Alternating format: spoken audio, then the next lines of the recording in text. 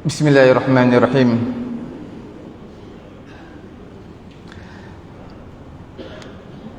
Assalamualaikum warahmatullahi ta'ala wabarakatuh. Alhamdulillahi rabbil alamin. Wassalatu wassalamu ala rasulina Muhammadin wa ala alihi wa sahbihi ajma'in. Allahumma aghnina bil ilmi wa zayyinna bil hilmi wa akrimna bit taqwa wa jammilna bil afiyati ya arhamar rahimin. Rabbi syrah li sadri wa yassir li amri wahlul 'uqdatam min lisani yafqahu qawli. Rabbi yassir wa la tu'assir wa tammim bil khair wa bika nasta'in wa la hawla wa la quwwata illa billahil 'aliyyil 'azim.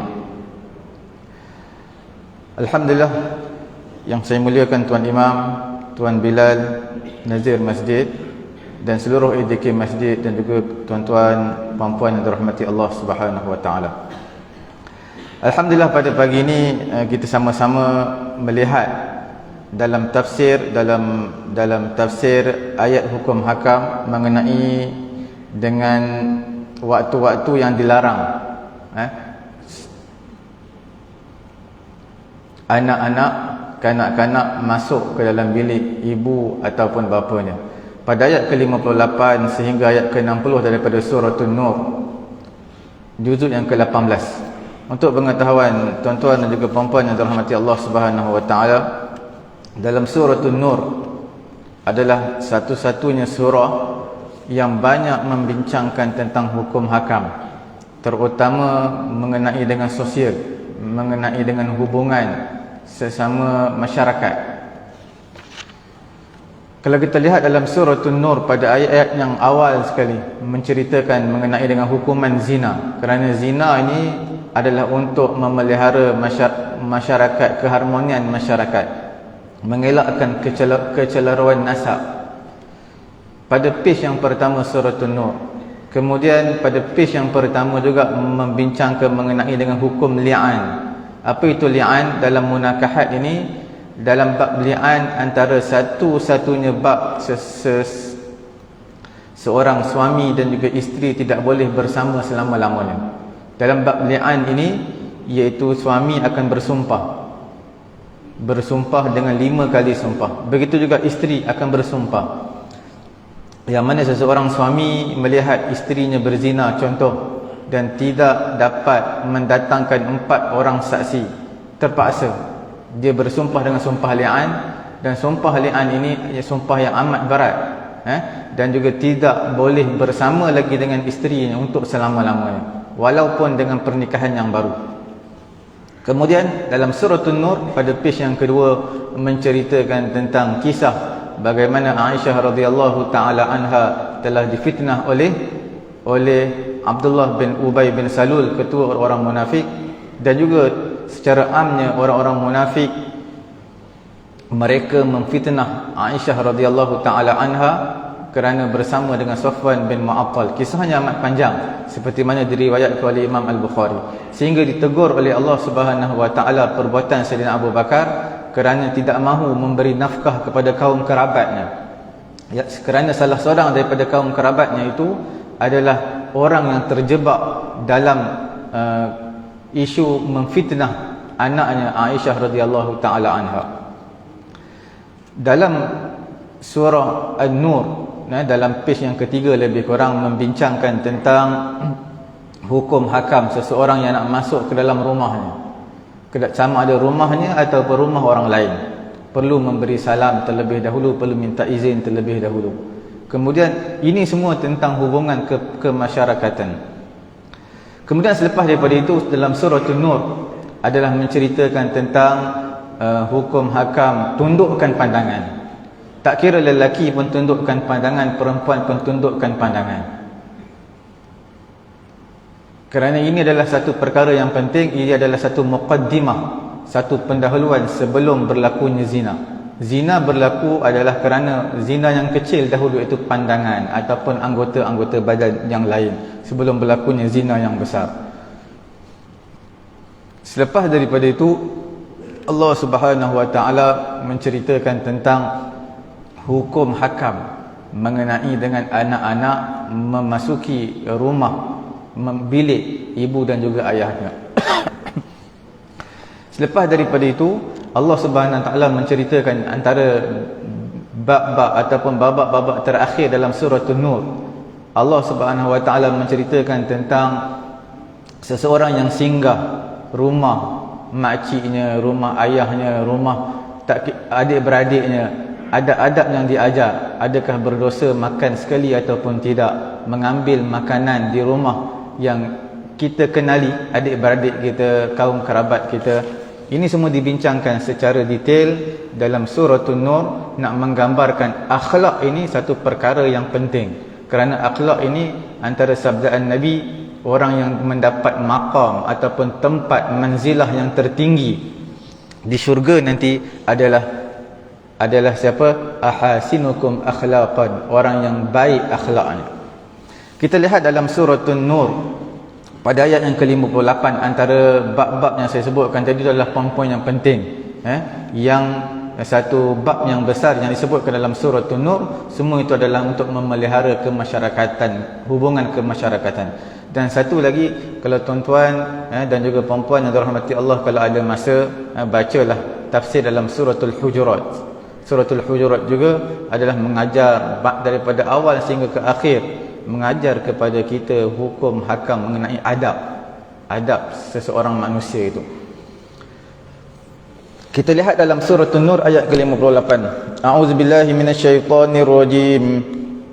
Ya ayyuhalladzina amanu liyasta'dzinkumul ladzina malakat aymanukum والذين لم يبلغوا الحلم منكم 3 مرات من قبل صلاة الفجر وحين تضعون ثيابكم من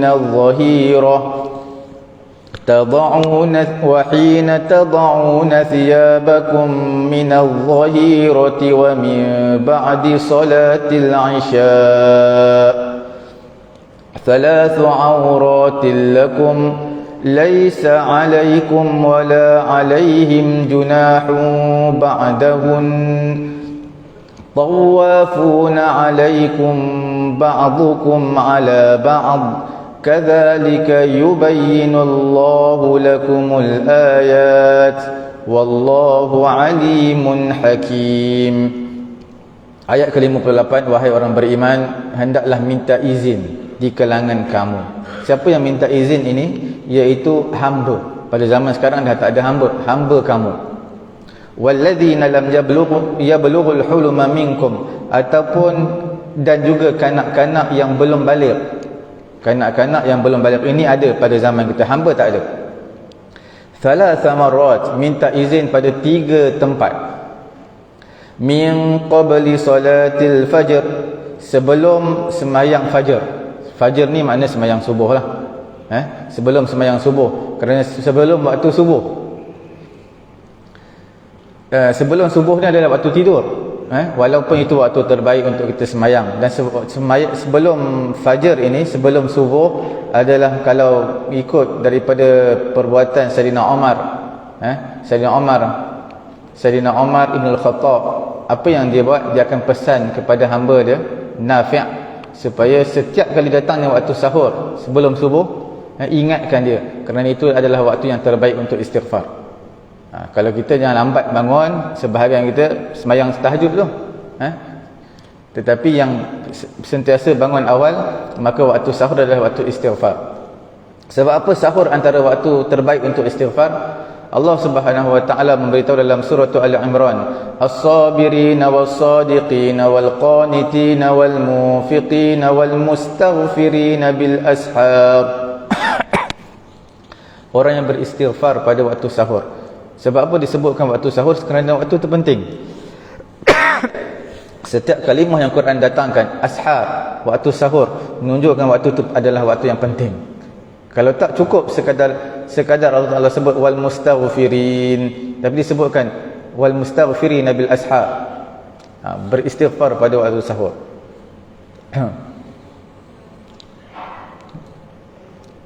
Salatul fajr. Salatul fajr, fajar dalam bahasa Arab adalah subuh. Sebab sebahagian kita ada yang membezakan. Salatul fajr itu laut, salatul fajar. Solat fajar itu lain, solat qabliyah subuh tu lain. Sebenarnya fajar itu dalam bahasa Arab dipanggil subuh. Solatul fajr, solatul fajar, semayang subuh. Orang Melayu kita ada sebahagiannya mereka terlampau detail. Semayang sunat fajar itu lain, solat sunat qabliyah subuh itu lain. Sebenarnya solat sunat fajar itu adalah solat sunat qabliyah subuh lah. Walaupun mungkin dalam kitab-kitab Jawi yang lama, terjemahan mungkin dia lain sikit. Dia kata solatul fajar itu adalah solat yang berasingan daripada solat sunat qabliyah subuh. Tapi secara umumnya sama. Wa hina tad'una thiyabakum, kerana pada wa hina tad'una thiyabakum min adh-dhahirah. Waktu yang kedua adalah waktu menanggalkan pakaian pada waktu zuhur, waktu qailulah, waktu nap. Waktu qailulah adalah waktu nap. Hingga kajian daripada barat, daripada US, dia buat satu artikel The Power of Napping. Tidur tengah hari ni ada power dia. Berehatlah seketika tengah hari ni walaupun 5 minit. Bukanlah mana 5 minit tu baring, sandar tepi tiang pun tak apa. Kalau dekat office duduk atas kursi, sandar atau letak kepala atas meja sekejap. Dia akan memberi satu kecergasan selepas itu.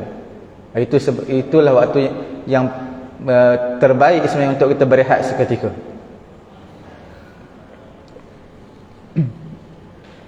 Waktu tengah hari ini selalunya kalau orang tua-tua di rumah, mereka akan nap lama sikit, tidur. Dan tidur ni selalu akan kita buka baju dan salin pakaian dan salin pakaian lain ketika kita baring tidur. Kemudian bila bangun kita tukar pakaian. Nak tukar pakaian tu adalah waktu yang dilarang kanak-kanak ataupun anak kita untuk masuk ke dalam bilik. Kerana setiap di kalangan kita ni ada hak masing-masing. Ibu bapa pun ada hak dia juga dalam bilik.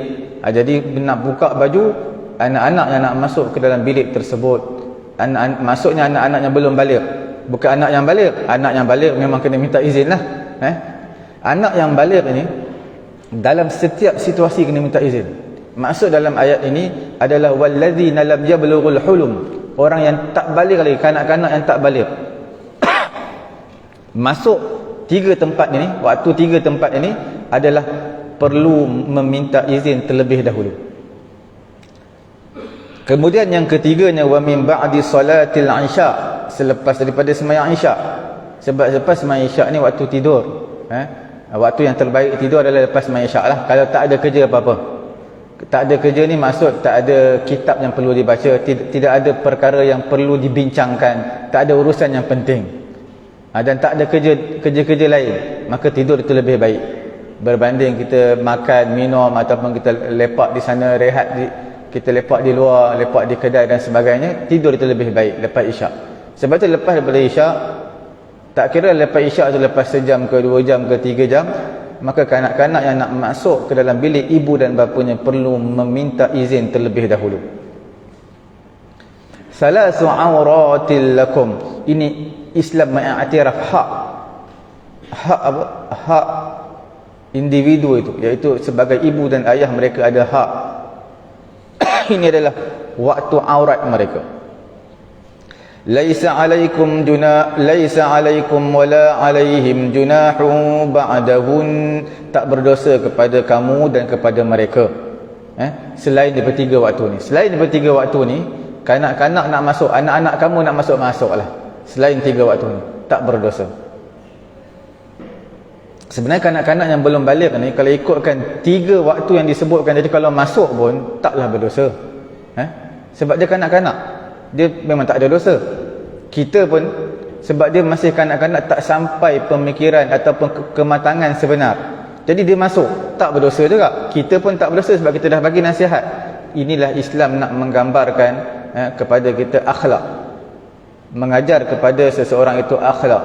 Walaupun dalam rumah tangga kita lihat kanak-kanak kita yang pergi sekolah, tuan-tuan boleh bezakan. Kalau lihat di negara barat, kanak-kanak yang pergi sekolah, mereka ini bila tegur orang tua, berjumpa orang tua, mereka akan senyum, akan bertegur lah, hai ke apa ke, kalau tengok di negara barat.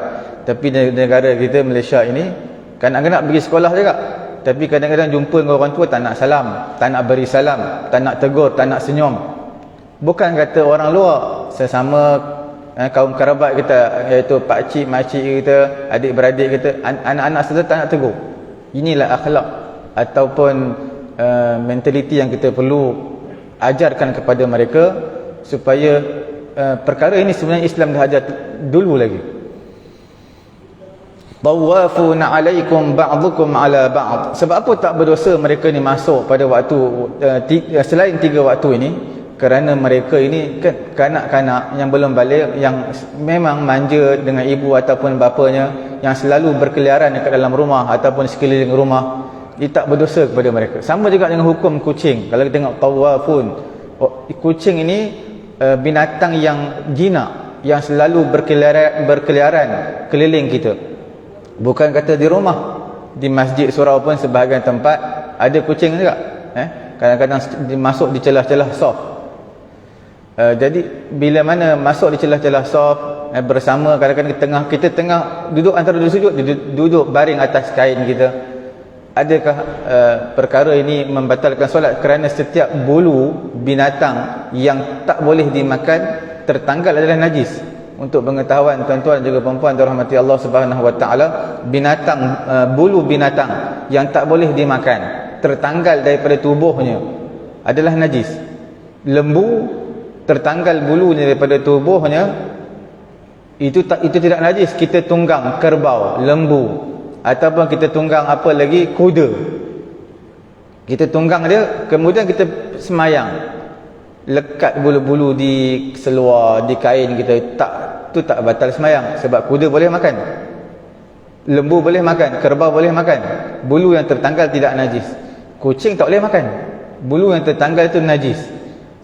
Cuma najis tu dimaafkan. Sebab apa? Tawafun, dia ni adalah binatang yang selalu berkeliaran. Kadang-kadang kita nak halang dia, nak daripada masuk rumah, masuk surau masjid. Kadang-kadang dah kunci, dah tutup sliding pintu masjid surau. Cuma kalau jemaah tu 5 orang, 10 orang mungkin kita boleh kontrol. Tapi kalau jemaah tu 100, 200 orang, macam mana kita nak kontrol setiap pintu itu sliding tutup? Kadang-kadang sebahagian orang datang pintu sliding belah kanan, ada yang belah kiri, ada belah belakang. Kadang masuk kelang kabut nak ikut imam, tak tutup pintu, kucing pun masuk.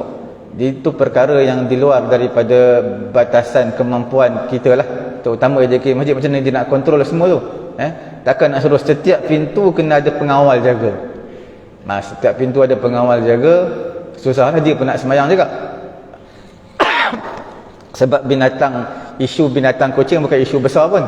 Melainkanlah kalau ada isu yang besar, isu yang boleh memudaratkan jemaah-jemaah datang masjid, itu perlulah ada pengawal yang jaga. Kemudian Quran menyebutkan kadzalika yubayyinullahu lakumul ayat wallahu alimun hakim. Seperti itulah Allah Subhanahu wa taala menjelaskan kepada kamu tanda-tanda ayat-ayat Allah Subhanahu wa taala, wallahu alimun hakim. Allah Subhanahu wa taala itu maha mengetahui dan juga maha bijaksana. Kemudian pada ayat yang ke-59, wa idza balagal atfalu minkumul hulum falyasta'dhinu kama sta'dhana alladhina min qablihim kadzalika yubayyinu Allahu lakum ayatihi wallahu alimun hakim. Apabila balagal atfal, kanak-kanak telah balik di kalangan kamu, kanak-kanak telah balik, dah meningkat umur dewasa, tak semestinya balik. Satu lagi dipanggil term, istilah dalam fiqh adalah dipanggil sebagai murahiq. Murahiq ini maknanya dah hampir balik tapi belum balik lagi. Kalau tengok dari perangai dia tu dah macam hampir balik tapi belum balik lagi. Sama juga hukum dia. Orang yang hampir dan juga orang yang telah balik, hampir balik dan telah balik, hukumnya sama. Apa hukumnya? Falyasta'dhinu kama sta'dhana alladhina min qablihim. Hendaklah mereka meminta izin, minta izin terlebih dahulu sebelum masuk ke dalam bilik ibu bapa mereka, seperti mana yang sebelum ayat yang seperti mana orang yang sebelum daripada mereka. Sebelum ini kalau kita lihat pada awal-awal surah An-Nur ini, dalam page yang ketiga, dalam surah An-Nur ayat bawah sekali, يا أيها الذين آمنوا لا تدخلوا بيوتا غير بيوتكم حتى تستأنسوا وتسلموا على أهلها ذلكم خير لكم لعلكم تذكرون. Wahai orang beriman, wahai orang beriman, la tadkhulu buyutan ghayra buyutikum, jangan kamu masuk rumah orang lain. Hatta tasta'nisu wa tusallimu ala ahliha, sehinggalah minta izin dulu dan juga beri salam. Rumah orang lain tak boleh masuk, minta izin, beri salam. Begitu juga dengan budak-budak yang telah meningkat dewasa, telah balik, rumah ibu bapa, bilik ibu bapa mereka tak boleh masuk. Kena minta izin dulu. Minta izin baru boleh masuk. Kadzalika yubayyinu Allahu lakum ayatihi wallahu alimun hakim. Seperti itulah Allah Ta'ala menjelaskan kepada kamu tanda ayat-ayat Allah Subhanahu Wa Ta'ala. Allah Ta'ala itu maha mengetahui lagi maha bijaksana. Sebab apa? Akhir ayat 58, 59 ayat ini, akhir ayatnya sama. Wallahu alimun hakim, wallahu alimun hakim. Ayat 58, 59 surah An-Nur, akhir ayatnya sama. Allah Ta'ala itu maha mengetahui lagi maha bijaksana. Kerana sebahagian kita, mereka rasa mereka lebih tahu. Alah, tak apalah budak-budak, kanak-kanak masuk bilik pun tak apalah. Sebenarnya mereka tak fikir apa implikasi yang akan menimpa kanak-kanak tadi. Bila nampak ibu ayah dia pakai baju separuh je, nampak betis, peha. Jadi perkara-perkara ini sebenarnya akan memberi kesan kepada pemikiran kanak-kanak. Sebab itu Allah Ta'ala menyatakan wallahu alim hakim. Allah Ta'ala itu maha mengetahui apa implikasi dia. Hakim, Allah Ta'ala itu maha bijaksana. Sebab apa dia meletakkan hukum seperti ini? Kerana Allah Ta'ala itu bijaksana. Dia tahu apa implikasi baik dan juga buruknya. Ayat yang ke-60, wal qawa'idu minan nisa'i allati la yarjuna nikaha فليس عليهن جناح أن يضعن ثيابهن غير متبرجات بزينة وأن يستعففن خير لهن والله سميع عليم. والقواعد, qawaid ni maknanya apa? Orang yang dah pencin, dah menopause. Minan nisa, di kalangan perempuan, orang yang dah menopause di kalangan wanita. Allati la yarjuna nikahan, yang mana mereka tak mengharapkan nikah. Tidak kalau dah perempuan umur 70, 80, selalunya tidak disyahwati lah. Mana kalau lihat dia pun dah tua, dah berkerut kulit, dahi-dahi semua kulit. Kita umur 50, 40 pun ada yang cantik lagi, tapi muka dia cantik. Kalau tuan-tuan tengok tangan semua, pergelangan tangan semua kita dah tahu dah tua. Sebab zaman sekarang macam-macam boleh buat bagi cantik, tapi tengok pergelangan tangan dah tahu dah tua. Macam orang yang mana daripada gemuk jadi kurus, tapi tuan-tuan lihat tangan, pergelangan tangan pun dah tahu. Sebab itu Islam ajar kita sebelum berkahwin, maka tengok pergelangan tangan je. Terutamanya kepada ibu dan ayah kita, tengok pergelangan tangan kepada wanita yang kita nak kahwini. Selalu mereka akan tahulah. Bukan tahu maksudnya antara tanda-tanda. Jadi wal qawaidu minan nisa allati la yarjuna nikahan, perempuan yang menopause yang tidak disyahwati, falaisan alaihinna junahun an yad'na thiyabahun, tak berdosa kepada mereka ini untuk menanggalkan pakaian mereka. Ghairu mutabarrijatin bizinah, ya, tidak berhias dengan perhiasan. Cuma tuan-tuan tak boleh faham, baca ayat ni tak boleh faham secara literal. Bila faham secara literal, Allah Ta'ala kata perempuan umur 70, 60 dah menopause ni, dah 50 lebih dah menopause, dah boleh dah tanggal pakaian, tak apa, itu bukan aurat lagi bagi mereka, bukan aurat seperti wanita-wanita biasa. Itu kalau tuan-tuan faham literal lah pada ayat ke-60. Sebab Quran kata falaisa alaihinna junahun ay yad'na thiyabahunna ghayra mutabarrijatin bizinah, tak berdosa lagi tanggal pakaian. Cuma pakaian di sini pakaian luar. Tuan-tuan kena faham, pakaian di sini adalah pakaian luar. Pakaian luar ini orang Arab mereka pakai. Kadang-kadang tuan-tuan tengok semua pakai hitam, jubah hitam. Dipanggil apa? Abaya hitam, semua hitam. Tapi dalam seluar jean, t-shirt pendek ketat, luar nampak hitam semua. Jadi maksud di sini adalah pakaian luar tu, baju luar. Luar tu tanggal. Tapi dalam tu tutup aurat juga. Jangan pula Quran kata falaisa alaihinna junahun ay yad'na thiyabahunna ghayra mutabarrijatin bizinah. Boleh tanggal pakaian luar, jubah yang pakai hitam luar tu tanggalkan, dalam pakaian ketat. Pakai pakaian ketat. Bukan macam tu maksudnya. Maksudnya dalam tutup aurat juga. Dalam dia pakai lengan panjang, baju yang longgar yang besar, pakai seluar yang tidak ketat, kemudian pakai jubah. Cuma Quran kata kalau dah umur 50 60 ni yang tak telah menopause, maka mereka boleh tanggalkan pakaian luar. Tanggalkan pakaian luar, pakaian dalam masih ada dan juga masih menutup aurat. Itu maksud dia. Wa an yasta'fifna khairul lahun. Tapi tuan-tuan nak tanggalkan perempuan yang nak tanggalkan pakaian ni, mestilah maknanya tidak berhias. Jangan pula tanggal je jubah, habis emas semua keluar, gelang sampai ke siku. Jadi itu semua maksudnya tanggalkan jubah tapi tidak menunjukkan perhiasan dalaman. Wa an yasta'fifna khairul lahun. Tapi Quran ajar satu perkara yang lebih baik, iaitu kalau dibiarkan pakai seperti wanita-wanita Islam biasa, pakai je baju jubah luar tu, pakai je, itu lebih baik bagi mereka. Wallahu sami'un alim. Allah Subhanahu wa taala itu adalah maha mendengar, lagi maha mengetahui.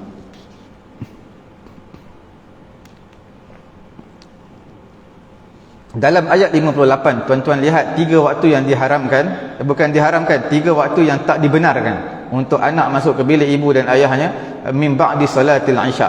Dalam bahasa Arab, isya di sini ada, dalam bahasa Arab kalau tak ada baris, isya ni ada 2 makna. Satu asya, ain baris atas. Asya itu makna makan malam. Kalau isya maknanya waktu isya, solat isya. Jadi isyak di sini bukan maksud isyak lepas daripada isyak yang saya bagi tu tadi, lepas sejam lepas main isyak, bukan. Tapi di sini yang dimaksudkan adalah al-isyak al-akhirah, isyak yang terakhir. Sebab isyak ini ada 2. Ada yang buat isyak pada awal lepas azan terus main isyak. Ada yang isyak seperti mana Nabi buat, buat di tengah-tengah malam. Maksud di sini adalah isyak di tengah-tengah malam. Cuma dalam mazhab Syafi'i kita, kalau tuan-tuan lihat mana yang afdal, sembahyang di tengah malam isyak ataupun sembahyang di awal waktu. Maka di sini ulama Syafi'i menyatakan berdasarkan keumuman hadis. Sahabat tanya kepada Nabi, apakah amalan lebih afdal? Maka Nabi menyatakan as-salatu li waqtiha, sembahyang pada awal waktu. Itu yang secara umumnya yang afdal. Kalau yang Nabi kumpul, sahabat-sahabat tunggu Nabi sampai tengah malam sembahyang fardu isyak, ada ulama kata hukum telah dimasukkan, telah dimasukkan dan beramal dengan keumuman hadis yang pertama tadi yang saya sebutkan, sembahyang pada awal waktu. Walaupun tak dinafikan, tuan-tuan sembahyang isyak pukul 2-3 pagi, lepas tidur awal isyak, kemudian bangun 2-3 pagi sembahyang, dapat pahala tahajud. Dapat sembahyang pahala tahajud walaupun tuan-tuan tak sembahyang tahajud, sembahyang fardu isyak aje dapat sembahyang pahala tahajud. Sebab setiap kali tidur, tak kiralah tidur walaupun seminit, walaupun 30 saat, walaupun terlelap 10 saat je, terlelap, ataupun tidur 4 jam, 5 jam, bangun je sembahyang. Tak kira sembahyang fardu, sembahyang sunat, apa-apa sembahyang dikira sembahyang tersebut adalah dipanggil tahajud. Sembahyang tahajud. Tuan-tuan tak niat tahajud pun dapat tahajud. Samalah tuan-tuan masuk masjid, contoh masuk waktu isyraq, tuan-tuan sembahyang sunat isyraq, tak niat tahiyatul masjid, automatik dapat tahiyatul masjid. Sebab dia ada beberapa sembahyang yang tak berwaktu. Sembahyang tak berwaktu ni sembahyang je pada tempat tersebut, maka automatik akan dapat. Tuan-tuan masuk masjid, sembahyang tahiyatul masjid memang tak ada waktu. Tuan-tuan masuklah lepas subuh, sebelum subuh, lepas zuhur, sebelum zuhur, lepas asar, sebelum asar. Tak kira waktu diharamkan sembahyang ataupun tak, masuk je masjid sembahyang. Sebab dia tak berwaktu. Bila tak berwaktu ni, tuan-tuan semayang apa pun akan dapat pahala tahiyatul masjid. Sama juga dengan tahajud. Tahajud ni dia tak ada waktu. Tak ada waktu tu maksud saya bangunlah pukul berapa pun lepas bangun tidur, dikira tahajud. Jadi sembahyang yang tak berwaktu, tuan-tuan tertidur, tak kira 5 minit lagi nak azan subuh, sembahyang je, sunat, dapat automatik dapat pahala tahajud. Sebab sembahyang tahajud antara sembahyang yang tak berwaktu lah. Imam Al-Qurtubi menyatakan Allah Subhanahu wa taala menamakan Isya' ini salatul Isya'. Fa ahabban nabi an tusamma bima sammaha Allah taala fa ka'annahu nahyu irsyad ila ma huwa al-aula wa laysa ala jihati at-tahrim. Sebahagian di kalangan orang Arab, mereka namakan sembahyang Isya' ni adalah sembahyang atamah. Atamah ni maksudnya sembahyang gelap. Tapi Nabi sebut Isya'. Nabi suka sebut namakan sembahyang Isya', bukan sembahyang atamah. Sebab waktu tersebut, sebab apa dinamakan atamah? Atamah ni adalah waktu yang mana selalunya orang memerah susu lembu, memerah susu pada waktu tersebut. Bukan susu lembu, susu unta. Perah susu unta pada waktu malam gelap. Apa sebab dia perah susu unta pada waktu malam? Itu waktu untuk perah susu, itu saya tak tahulah. Tuan-tuan tanya kepada orang, fasalu ahla zikri in kuntum la ta'lamun. Tanya kepada pengembala unta. Tuan-tuan pergi umrah Makkah, tanya sebab apa? Sebab apa perah susu unta ni pada waktu malam? Kita bincang, kita tengok asbabun nuzul sedikit. Diriwayatkan daripada Asma' bin Abi Marsad, dia telah dakhala 'alaiha ghulam. Asma' binti Abi Marsad ini masuk kepadanya ghulam kabir. Ghulam kabir ni hamba, tapi hamba telah dewasa, bukan hamba kanak-kanak. Tapi zaman sekarang tak ada hamba. Hamba dia lah. Fi waqtin karihat dukhuluhu. Pada waktu yang dia tak suka, dukhulahu, pada waktu tu orang masuk. Asma' binti Abi Marsad tak suka waktu tu. Fa'atat Rasulullah sallallahu alaihi wasallam. Maka dia berjumpa dengan Nabi sallallahu alaihi wasallam. Asma' kata apa? Inna khadimana wa ghilmanana yadkhuluna alaina fi halin nakrahuha. Hamba kami, kanak-kanak kami ni, anak-anak kami, mereka suka masuk pada waktu yang kami tak suka masuk pada waktu tersebut. Maka turunlah ayat Quran, ya ayyuhalladzina amanu liyasta'dzinkumul ladzina malakat aymanukum, sehinggalah sampai ke akhir pada ayat ke-58 tadi. Diriwayatkan daripada Muqatil bin Hayyan, dia kata balaghana anna rajulan minal ansar wa imra'atahu Asma' binti Abi Marsad sana'a lin-nabi ta'aman. Telah sampai kepada kami bahawasanya seorang lelaki di kalangan orang Ansar dan juga isteri dia, iaitu Asma' binti Abi Marsad, suami dan juga isteri. Mereka berdua ni buat makanan untuk Nabi. Faqalat Asma', maka Asma' berkata, ya Rasulullah, ma aqbaha hadha. Wahai Rasulullah, apa yang ya Rasulullah, ma aqbaha hadha, apa yang buruk ni?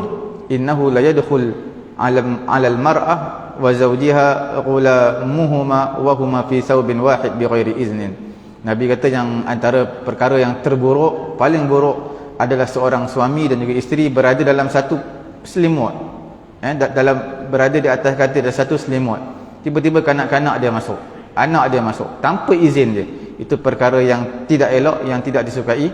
Fa anzalallahu fi dzalika hadhihi al-ayah, maka turunnya ayat ini menyokong fakta yang disebut oleh Nabi SAW. Diriwayatkan bahawa Nabi SAW pernah satu kali Nabi hantar ghulam, seorang kanak-kanak di kalangan orang Ansar, nama dia adalah Mujlij. Hantar kanak-kanak ni pergi berjumpa dengan Umar bin Al-Khattab pada waktu zahir, pada waktu zuhur, pada waktu tengah panas terik. Sebab negara Arab ni mereka lewatkan sembahyang zuhur, sebab panas terik. Mereka tak sembahyang zuhur, tak pergi sembahyang zuhur lagi.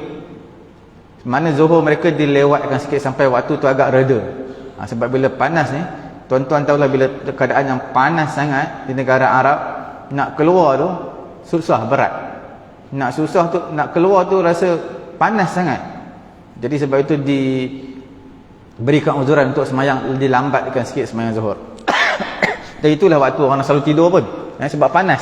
Bila panas ni memang tak boleh nak buat kerja apa. Sehingga pelajar-pelajar yang berada di negara yang panas, lalu mereka belajar dari pagi sampai Zuhur. Lepas Zuhur mereka tidur. Sebab panas sangat, tak, kalau masuk kelas pun tidur. Nabi hantar seorang utusan Ansar ni untuk panggil Sayyidina Umar. Fawajadahu naiman. Kanak-kanak Ansar ni nampak Sayyidina Umar sedang tidur. Qad aghlaqa alaihi al-bab. Maka dia pun ketuk pintu. Fadaqqa alaihi al-ghulam al-bab. Kanak-kanak tadi nampak pintu dia kunci. Dia tak tahulah, mungkin dia mengintai daripada celah-celahan pintu, tengok Sayyidina Umar tengah tidur. Jadi dia pun ketuk pintu. Sayyidina Umar kunci pintu, dia tak boleh masuk. Fanada, lelaki tadi pun panggil kanak-kanak Ansar dipanggil Sayyidina Umar. Wa dakhala fastayqadha. Dia panggil dan dia masuk. Sayyidina Umar terkejut. Sayyidina Umar kunci pintu. Mungkin zaman dululah pintu kunci pun mungkin boleh buka lah, ada cara dia masuk tangan kat lubang mana-mana ke boleh buka, ataupun kunci tak apa kuat ke. Jadi dia masuk. Sayyidina Umar terkejut, bangun daripada tidur. Wajalah Sayyidina Umar duduk. Ialah bila dalam keadaan terkejut tengah tidur, bangun, dia duduk seketika. Fankashafa minhu syai'un, maka terbukalah aurat Sayyidina Umar. Maka Sayyidina Umar kata apa? Wajidatu annallaha naha abna'ana wa nisa'ana wa qadimana 'anid dukhul fi hadhihi sa'at illa biiznin. Sayyidina Umar kata, aku sukalah kalau Allah Ta'ala larang anak-anak kami, perempuan-perempuan kami, khadam kami atau apa hamba kami daripada masuk pada waktu-waktu yang terlarang ini. Sebab Sayyidina Umar tengah tidur waktu tengah hari tu. Illa biiznin, melainkan kena dengan izin dulu baru boleh masuk. Summan talaqa ila Rasulillah sallallahu alaihi wasallam. Kemudian Sayyidina Umar pergi berjumpa Nabi. Fawajada hadhihi al-ayat qad anzalat.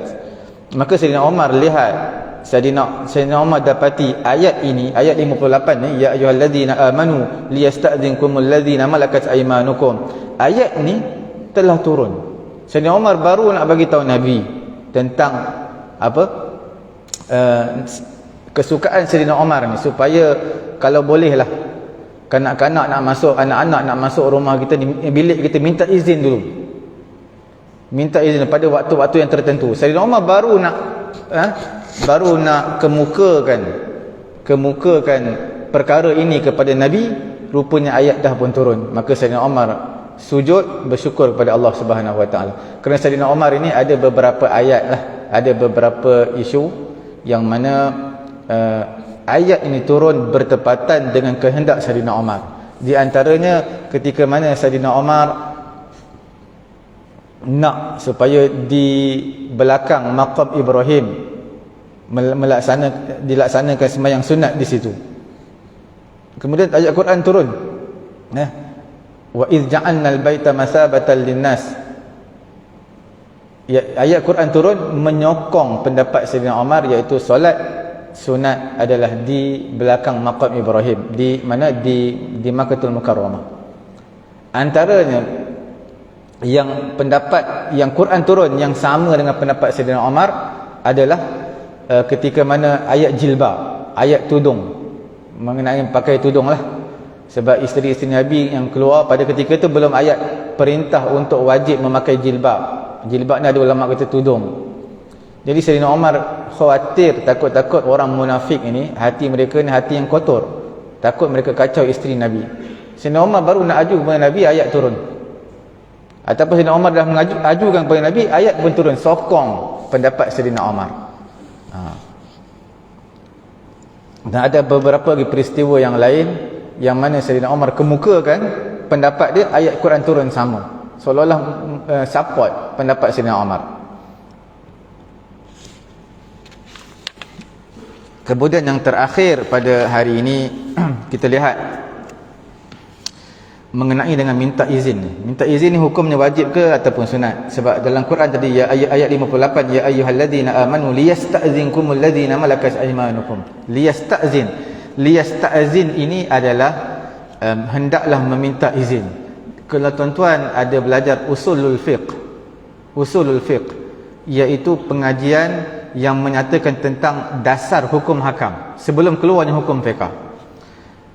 Setiap fi'il amar ni ayat suruhan. setiap ayat suruhan itu adalah membawa kepada suruhan yang wajib. Dalam ayat ini liyasta'zinkum itu adalah fi'lul amr, ayat suruhan. Bila ayat suruhan itu adalah wajib, macam sebab apa semayang tu wajib, wa aqimus solah wa atuz zakah, tunaikan semayang, tunaikan zakat. Sebab apa zakat wajib, semayang wajib? Kerana di situ ada ayat suruhan. Ayat suruhan ini secara umumnya wajib, melainkan ada qarinah, ada hadis ataupun ayat Quran yang lain yang menyatakan perkara ini sunat. Sebahagian ulama dan juga annahu lil wujub wa bihadza adh-dhahir qala ba'd al-wujub qala ba'd al-ulama. Sebahagian ulama menyatakan fi'il amr ayat suruhan ini hukumnya wajib, wajib kepada anak-anak, wajib kepada anak-anak untuk minta izin kepada ibu bapa mereka sebelum masuk ke dalam bilik ibu bapa mereka. Di sana majoriti di kalangan ulama jumhur mereka kata suruhan di sini bukanlah suruhan wajib, tapi adalah istihbab, galakan ataupun sunat. Itu kita panggil akhlak tu. Bila sebut akhlak ini adalah lebih kepada tahsiniyat, lebih kepada untuk menjaga hubungan, bukanlah wajib, sunat. Min babit ta'lim wal irsyad, untuk mengajar at-ta'lim dan juga untuk menunjuk ajar. Ayat ini tunjuk ajar kepada manusia, bukan nak beri hukum hakam. Ila mahasinil adab. Tuan-tuan kena faham dalam ayat Quran ada mengenai dengan mahasinul adab, irsyad. Irsyad ini adalah untuk tunjuk, oh perkara ini yang terbaik untuk buat. Bukan perkara itu wajib. Tuan-tuan lihat dalam suratul Baqarah di akhir, ayat yang paling panjang sekali mengenai dengan hutang. Ya ayyuhalladzina amanu idza tadayantum bidainin ila ajalin musamman faktubuh. Apabila salah seorang di kalangan kamu, wahai orang beriman, nak buat akad hutang, kamu nak pinjam duit dengan kawan kamu, hutang, nak berhutang, macam mana? Quran kata faktubuh, tulis. Itu ayat suruhan tu, tulis. Setiap orang nak hutang kepada kamu, tulis, kemudian sign lah, menunjukkan ini adalah bukti kamu pinjam kepada aku tarikh sekian, hari sekian-sekian, waktu sekian kamu pinjam kepada aku. Datangkan saksi lagi. Bila sebut Quran sebut faktubuh, tulis tu wajib ke? Itu ayat suruhan? Bukan, itu adalah irsyad. Apa irsyad? Nak mengelakkan pertelingkahan yang lebih besar yang berlaku selepas itu. Kalau tuan-tuan tak tulis, tuan-tuan bagi hutang RM1,000, tiba-tiba kawan tuan-tuan kata, mana ada RM1,500. Kalau tuan-tuan dah buat surat, dah sign, dah ada saksi, itu confirm memang tak ada pertelingkahan, dah ada bukti semua dah. Tapi kalau tak tulis, jadi sekejap bukan hari tu bagi 800 ke, bukan 1000, jadi berlakulah pertelingkahan. Maka boleh bawa kepada bunuh, boleh bawa kepada dendam. Jadi perkara ini Quran ajar bukan wajib, tetapi hukumnya adalah sunat sebagai irsyad untuk mengelakkan implikasi yang buruk yang berlaku selepas itu. Sama juga dalam ayat ini, anak-anak sebab apa kena minta izin nak masuk bilik ibu ayah mereka dalam 3 waktu ini? Bukan hukumnya wajib. Bukanlah kalau mereka langgar juga, redah masuk juga, maka berdosalah kanak-kanak dia, berdosalah ibu dan ayah dia. Tidak, ini adalah irsyad. Irsyad ni nak mengajar implikasi yang buruk bila kanak-kanak ni besar nanti akan mempengaruhi pemikiran yang tak baik kepada dia. Itu Quran nak ajar adab. Fal baligh yasta'zin fi kulli waqt. Tapi tak dinafikan ini untuk kanak-kanak yang tak baligh. Orang baligh setiap waktu. Anak-anak yang nak baligh nak masuk bilik ibu ayah, ketuk pintu, minta izin dulu sampai ibu ayah izinkan baru masuk. Ayat ini adalah ayat muhakkamah. Ayat muhakkamah makna bukan dimansuhkan. Ayat ini adalah ayat muhakkamah, mengikut pendapat majoriti di kalangan ulama. Walaupun tak dinafikan, sebahagian di kalangan ulama mendakwa ayat ini telah dimansuhkan kerana perbuatan sahabat dan juga tabi'in fi sadril awal kana jariyan ala khilafih. Kerana pada peringkat yang pertama pada zaman Nabi dulu, di kalangan sahabat dan juga zaman selepas daripada sahabat, berlaku perkara yang berlawanan dengannya, iaitu kanak-kanak masuk tanpa izin ibu dan ayah mereka.